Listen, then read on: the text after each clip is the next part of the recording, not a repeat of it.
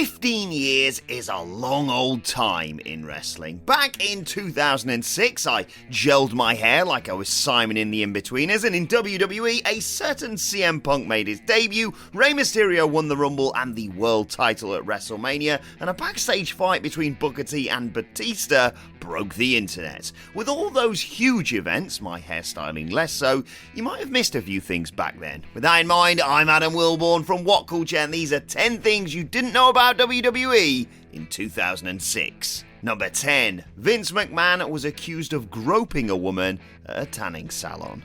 Yikes. A 22-year-old woman accused Vince of trying to grope, fondle, and then forcibly kiss her in the Tanzabar tanning salon in Boca Raton, Florida. The woman, an employee of the salon, told police that Vince came in late at night on Sunday the 29th of January, which would have been right after the Royal Rumble pay-per-view, showed her naked pictures of himself on his cell phone before groping her. Witnesses came forward and claimed that Vince did not do anything and he was acting gentlemanly the whole time, even shaking people's hands and talking to customers.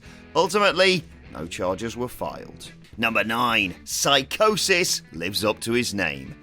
After Juventud Guerrero was released in January due to his, let's just say, erratic and egotistical behaviour, you'd think that his former Mexicools pals would take the hint and sit up straight and keep themselves out of trouble. Nope. Psychosis, real name Dionisio Castellanos Torres, was arrested on October 9th after he stole a car from a 23-year-old man called Alexander Valencia Ramirez. Psychosis apparently initially asked to borrow the car, but when Ramirez refused, he had a gun pulled on him by the off-kilter wrestler and his car was stolen. While making his getaway, Psychosis hit several cars before he was finally caught. Police then discovered that the gun Psychosis had used was in fact actually a water pistol. After learning about this whole escapade, unsurprisingly, WWE released Psychosis from his contract. Number 8. Palmer Cannon quits WWE mid-tour due to backstage hazing.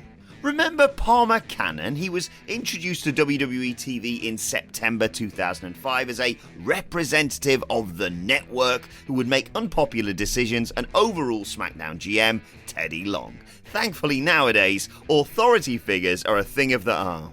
Anyway, Cannon quit the WWE in April 2006 during the first night of a European tour. He'd been hazed by several of the veterans of the SmackDown locker room, including Chris Benoit and JBL. This was unfortunately standard practice for the time. The hazing got so bad that Cannon and JBL almost got into a physical confrontation. Cannon decided to hand in his notice and fly himself home rather than endure any more hazing. It was a pretty ballsy move from Cannon. Many wrestlers had to suffer the bullying of JBL, Benoit and others, but few had the nerve to stand up for themselves. Long story short, JBL is, and always has been, a knobhead. Number 7. Huge heat on RVD for refusing to go to Iraq again. WWE started overseas trips to military bases in Iraq in 2003 as WWE's way of saying thanks to the armed forces of the United States. Talent could only be asked to volunteer to go due to safety concerns, but it was said that if you were asked to go, it was strongly encouraged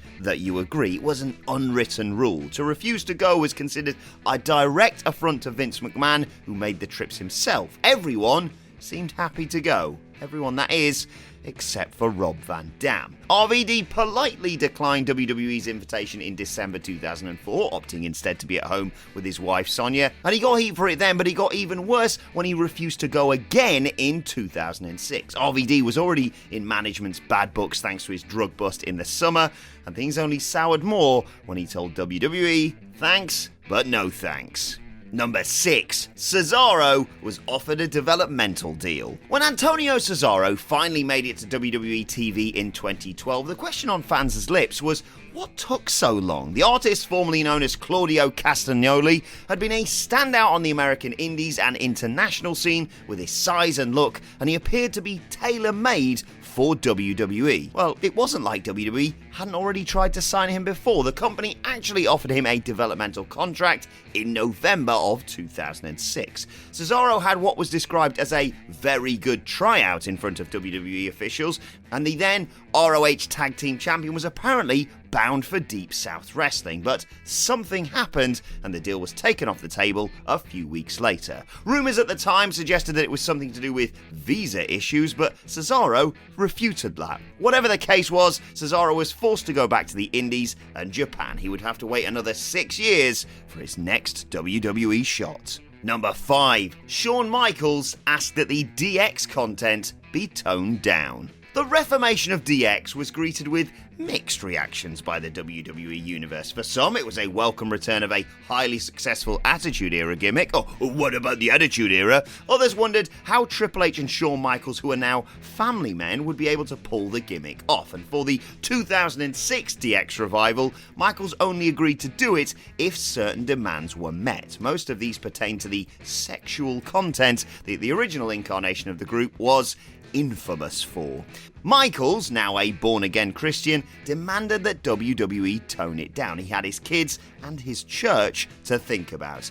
The breaking point was a truly risible simulated oral sex scene featuring Triple H and Candice Michelle from the July 3rd edition of Monday Night Raw. WWE toned the segments down and DX grew more and more kid-friendly and flogged a boatload of glow sticks too. Number 4. Kanyon causes controversy. Kanyon was fired by the WWE in February 2004 after being used as little more than a jobber on SmackDown. He'd been plagued by serious injuries and WWE basically decided to cut their losses. He worked on the independent scene and also made a couple of appearances for TNA as Chris K before deciding to retire in late 2005. Post-retirement, Kanyon took aim at the WWE and what he felt was his unfair dismissal from the company. Kanyon, who came out as homosexual, claimed the company had released him because he was gay. He caused a minor disturbance at a WWE house show in Tampa, Florida, coming down to ringside during DX's match and shouting at Triple H and Shawn Michaels before being escorted out of the building by security. And then, later in the month, Kanyon posted a lengthy off-topic retort to one of Jim Ross's blog posts. In it, Kanyon claimed that WWE had fired him and Orlando Jordan for being gay, and that JR had told Kanyon to act like a bad gay person before being beaten up by The Undertaker during a segment on SmackDown in early 2003 because America hates gays and will eat it up. Sadly, Kanyon, who had been suffering from bipolar disorder, committed suicide on April 2nd, 2010. He was 40 years old. Number 3. Sabu was trying to get fired. RVD wasn't the only ECW wrestler pissing WWE management off in late 2006. RVD's buddy Sabu, who many didn't give a chance in WWE to begin with, was also ruffling a lot of feathers backstage. The feeling in November was that Sabu was lucky to still have a job with the company. The first strike against him came when he gave John Cena a black eye during an angle on Raw in July. Later in the year, however, Sabu began showing up late to house shows and kept falling asleep in the backstage area, for which he was jobbed out to Umaga, and then he blew off some promotional commitments after a set of ECW tapings. Apparently, he was supposed to film some adverts for the upcoming Elimination Chamber match at December to Dismember, but just left while the taping was in progress. Many in the company felt as if he was trying to get himself fired. Sabu was taken out of the Elimination Chamber match as a result of all this backstage drama and replaced by Hardcore Holly, which was, let's just say not a very popular decision with the ECW fans. He managed to last until May 2007 and even got a WrestleMania match, but he was on thin ice towards the end of 2006 and his standing in the company never really improved.